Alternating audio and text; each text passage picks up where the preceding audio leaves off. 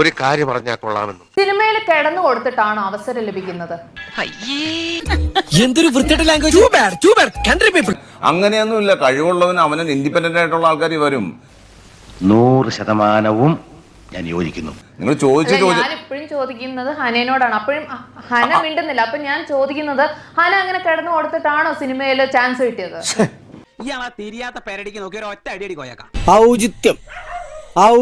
ഔചിത്യം എന്നൊരു സാധനമുണ്ട്.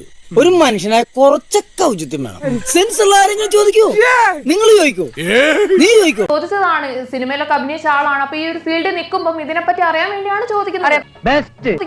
ചോദ്യം നമുക്ക് വേറെ രീതിയിൽ എടുത്തുകൂടെ? അതായത് ഹന്നക്ക് ഇതിനെ പറ്റി എന്താണ്, കേട്ടിട്ടുണ്ടോ, ഇതിനെപ്പറ്റി എന്താണ് അഭിപ്രായം, ഇങ്ങനെയൊക്കെയല്ലേ ചോദിക്കേണ്ടത്. അല്ലാണ്ട് ഞാൻ അങ്ങനെയാണോ എന്ന് ചോദിക്കുന്നതിന് എന്താണ് അഭിപ്രായം?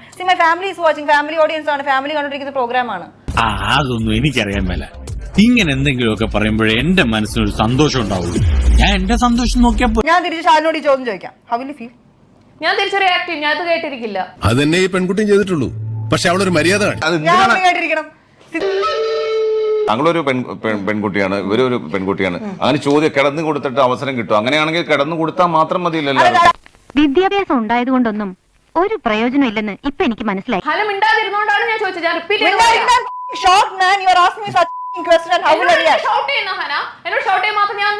ഞാൻ ജസ്റ്റ് ചോദിച്ചതല്ലേ ഉള്ളൂ. ഞാൻ വേറെ ഒന്നും ചെയ്തില്ല, ഇത്രേ ചെയ്തുള്ളൂ.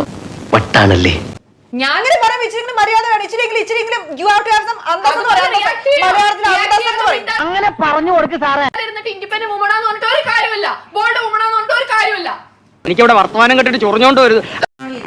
Sorry. Okay, thank you for the interview. കിട്ടേണ്ടതൊക്കെ കിട്ടിയല്ലോ. സമാധാനമായാലും